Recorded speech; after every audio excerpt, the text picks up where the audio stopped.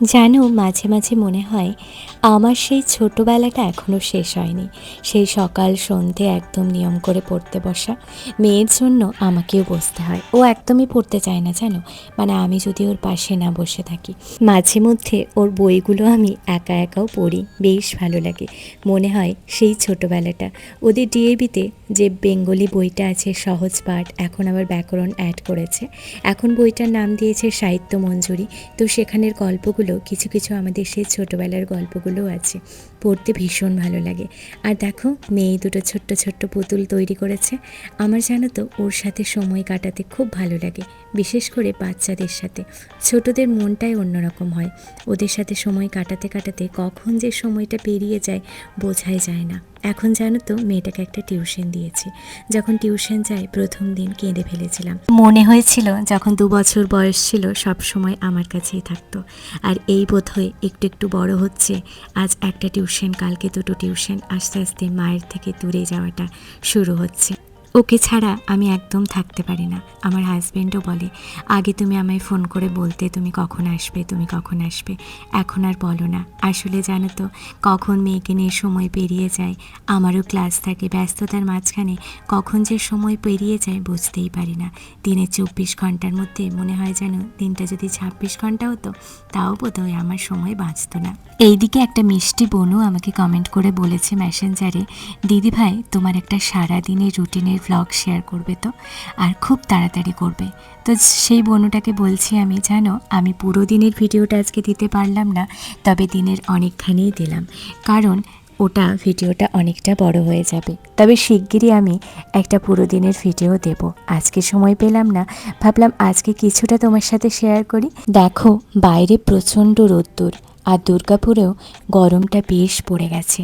আর এই গরমে জানো তো একটা ব্যাপার ভেবে খুব ভালো লাগে, এই আমের ব্যাপারটা। আমের জন্য মনে হয় যেন সারা বছর অপেক্ষা করে থাকি। ভীষণ ভালো লাগে আমার আম দিয়ে স্মুদি বানানো, আমের চাটনি বানানো, আম পান্না বানানো। কি করব খুঁজে পাই না। দেখো এখন থেকেই লোকজন বাইরে কতটা কম। আর জানো এখন কটা বাজে? 11টা বাজে।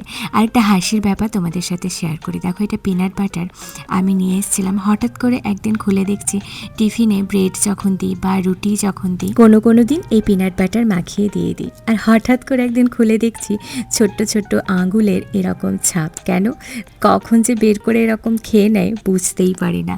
হঠাৎ করে একদিন দেখে খুব হাসি পেল, ভাবলাম আজকে ভিডিওটার সাথে তোমাদের সাথেও শেয়ার করি, আর আমার ভিডিওতে এই মুহূর্তটা থেকে যাক। আস্তে আস্তে তো বড়ই হয়ে যাচ্ছে, আর মেয়ে সন্তান যেন খুব তাড়াতাড়ি বড় হয়ে যায়। আর দেখলে না যে আমগুলো আমার হাজব্যান্ড বাড়ি গিয়েছিল, তো সেখান থেকে এই গাছের আমগুলো নিয়ে এসছে। তো ভাবলাম আজকেই চাটনিটা বানিয়ে ফেলি। কিছুটা চাটনি বানিয়ে রেখে দেবো। আর মিষ্টু সোনাও চাটনি খেতে ভীষণ ভালোবাসে, বিশেষ করে আমের চাটনি, কারণ ওই চাটনিটার এত সুন্দর গন্ধ হয় যেটা আমি অন্য চাটনিতে আর পাই না। আমগুলো ধুয়ে নিয়েছি, ভালো করে খোসা ছাড়িয়ে নিচ্ছি। আর ভেবেছিলাম ছুরি দিয়েই কাটবো, কিন্তু লাস্ট পর্যন্ত জানো তো আমার সেই বটিকেই বার করতে হয়েছে, কারণ এতটা শক্ত হয়ে গেছে।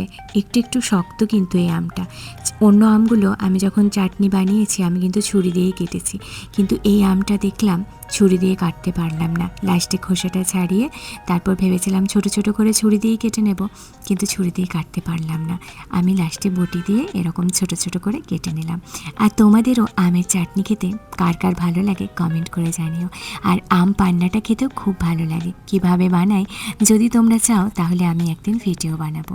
তো আজকে আমি আমের চাটনি বানাচ্ছি। অনেকটা আম তো, চাটনিটা বানিয়ে রেখে দেবো। সামনে রবিবারও আসছে, রবিবার আমার হাজব্যান্ডেরও ছুটি থাকে। চাটনিটা বানানো থাকলে ও আমের চাটনি খেতে খুব ভালোবাসে, একসাথে বসে খেতে পাবো।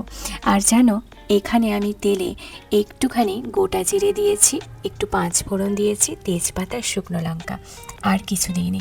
আর আমি একটু হলুদটা দিই, কালারটা ভালো হয়। তোমরা চাইলে একটু কাশ্মীরি লঙ্কার গুঁড়োও দিতে পারো।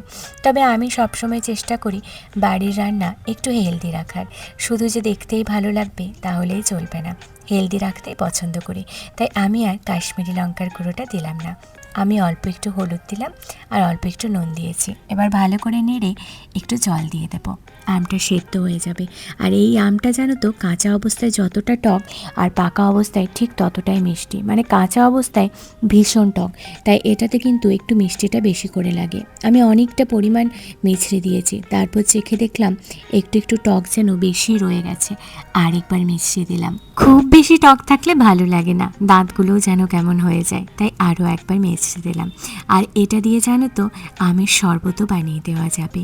অল্প একটু পাতিলেবুর রস, অল্প একটু বিট নুন, বা তুমি এরকম সন্দক নুন দিয়েও বানাতে পারো। আর তার সাথে এটা একটু অ্যাড করে খুব আমের শরবতটাও বানাতে পারো। আর এখন জানো তো রান্নাঘরে গ্যাসের সামনে যারা রান্না করে তারা বোঝে কতটা কষ্ট।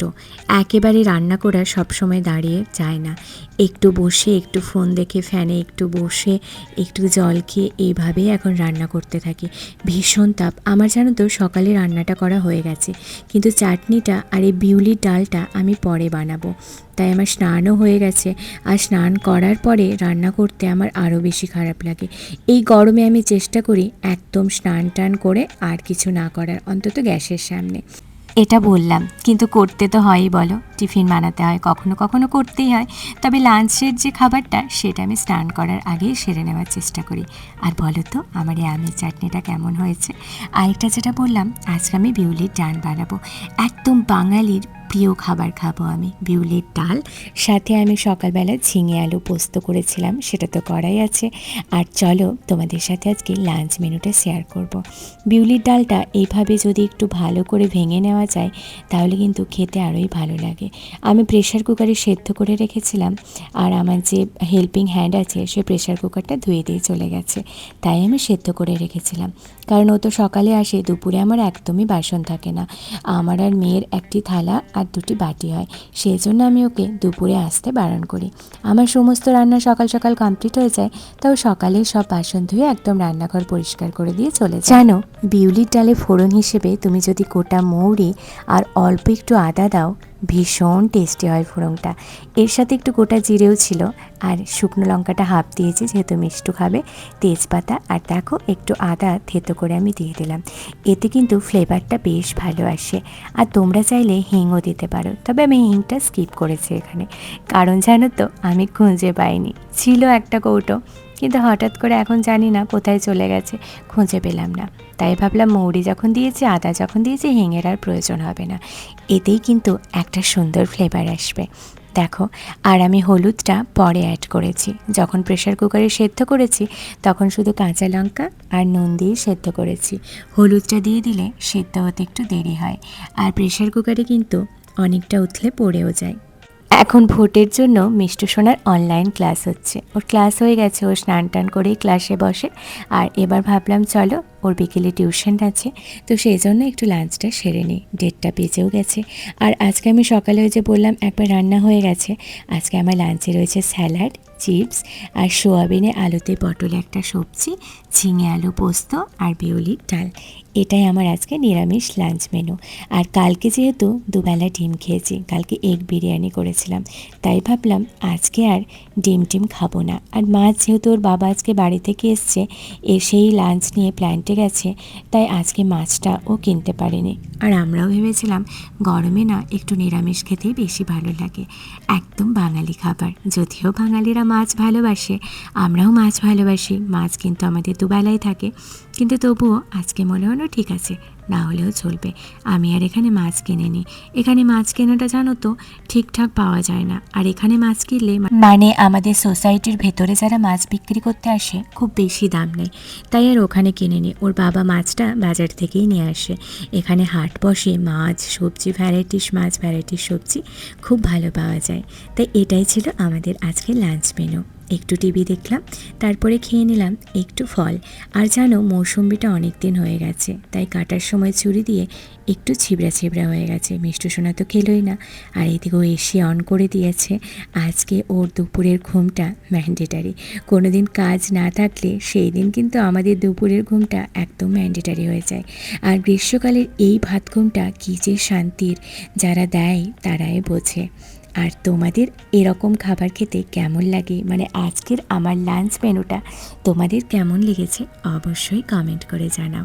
আবার তোমাদের সাথে দেখা হবে। টাটা। ততক্ষণ সবাই খুব ভালো থেকো, কেমন? আর কমেন্ট করতে ভুলবে না কিন্তু। প্রচণ্ড গরম পড়েছে, আমের চাটনি খেতে এই গরমে তোমাদের কেমন লাগে অবশ্যই কমেন্ট করে জানাও। আর ঝড় উঠলে আম কুড়োতে কেমন লাগে সেটাও কমেন্ট করে জানাও। টাটা। আবার দেখা হবে নেক্সট ভিডিওতে। বাই।